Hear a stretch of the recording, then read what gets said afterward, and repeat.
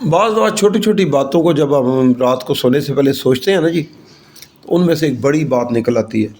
सर्दियों के दिन एक बाबा जी के पास इयादत के लिए जाना हुआ, बहुत अमीर थे वो, तो उनकी गाड़ियाँ बंगला जितना आप सोच सकते हैं। तो उन्होंने आधे घंटे की गुफ्तगू में यहाँ तक कह दिया कि इस ज़िंदगी नाल ते मर जाना बेहतर। तो दिन को एक एडवोकेट दोस्त से मुलाकात थी, उन्होंने बड़ी अच्छी गाड़ी निकलवाई थी, होंडा सिविक।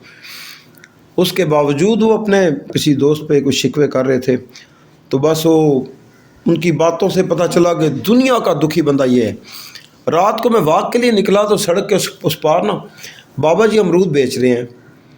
तो धुंध बहुत ज़्यादा थी उस दिन, कपकपाता हुआ जिस्म जी, थरथराते हुए होंठ और बहती हुई आंखें।